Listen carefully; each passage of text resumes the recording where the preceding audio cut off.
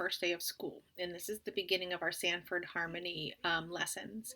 And we're going to talk about how did you feel about starting this new school year, especially this year. How did you feel about that? And there's lots of times when you might be in a new situation, like starting in a new school or a new class, or maybe you're joining a new team, or you've moved into a new neighborhood, and you have to um, to try things that you've never tried before, or you might have to spend time with people that you might not know.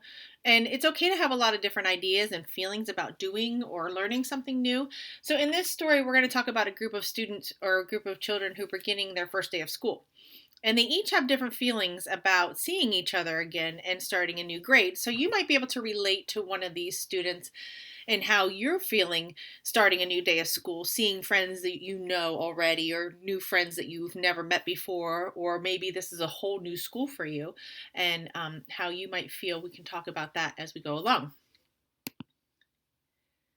And as we listen to the story, I'm going to have you pay attention to the different feelings that the characters experience and express. On the morning of the first day of school, Gabriel walked toward the great oak tree in the middle of the park where he was meeting some of his friends. Ever since they were very young, he and his friends had played together in the treehouse perched high in its branches. Gabriel had been away all summer, and as he stopped to tighten the straps of his backpack, he wondered nervously what it would be like to see his friends again after such a long time. Suddenly, Gabriel felt a quick tug on his sleeve. "Hey, you're it!" yelled Annie as she raced past him on her scooter. Annie had always been the fastest kid that he knew for as long as they had been friends. "Bet you can't catch me," she laughed. Gabriel grinned as he ran after her toward the treehouse. On the other side of the park, Kayla and Kenny chatted nonstop as they walked to the treehouse to meet their friends. "Wasn't it so much fun to go to camp together this summer?" asked Kenny. "Yeah," Kayla agreed. "My favorite part was the talent show at the end. I was laughing so hard when your group did the skit about the dinosaur drive-thru. It was so funny." "I know," said Kenny. "The kids in my group were really cool. Actually, I met a lot of fun kids at camp this year." Then he stopped and looked at Kayla. "What if all our friends from school made new friends this summer too?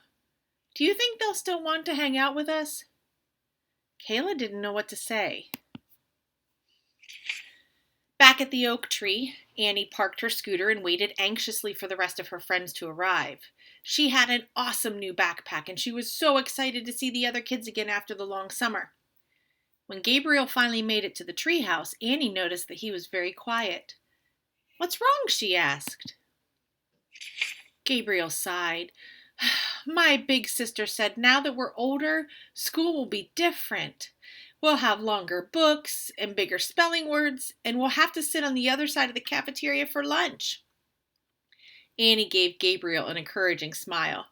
"It will probably be different, but I bet that it will still be fun." "Maybe," Gabriel agreed. "But what if we don't get to see each other as much?" "Don't worry," answered Annie. "It will be fun to meet the new kids in our classes. Besides, we'll see each other here at the treehouse all the time after school." Gabriel took a deep breath and nodded. "I guess you're right," he said. The kids decided to go up to the treehouse while they waited for the rest of their friends. "Hey, remember this?" Gabriel held up a stuffed green alien with an orange Z on its head and big trumpet ears. Annie laughed. "Of course I remember Z. We used to have so much fun playing up here together when we were little. Sometimes the adventures we had with Z felt like they were actually real." Gabriel nodded in agreement. "We sure had big imaginations." Looking around the treehouse, they saw the big Club Z banner they had all painted together, the bug house that used to hold their pet caterpillar, and some of their favorite storybooks. They thought about all the fun they and their friends had together at the treehouse. "So do you really think school will be okay, even if things are different?" Gabriel asked. "Yep," answered Annie. "I think this year is going to be awesome." Suddenly, they heard voices outside and looked out the window to see Kenny and Kayla at the bottom of the tree. They scrambled down the ladder, happy to see their friends again. Wow, Kayla, exclaimed Gabriel, you really got tall at camp. Kayla laughed. Yeah, I also learned how to play chess and finally tried jumping off the diving board. Camp was a lot of fun. Camp was great, agreed Kenny, but I'm glad to be back home and starting school. He looked at the other kids shyly. And I'm really glad to see my friends again. Well, we're glad you're back too, they answered. Hey, said Gabriel suddenly looking at his watch. Let's go so we're not late. As the kids gathered their backpacks, they gave one last look at the treehouse, thinking about all the time they had spent there together and all the fun they were going to have there this year. Race you all to school, Annie suddenly called. The kids laughed and started running, happy to be together again and excited to start their first day of school.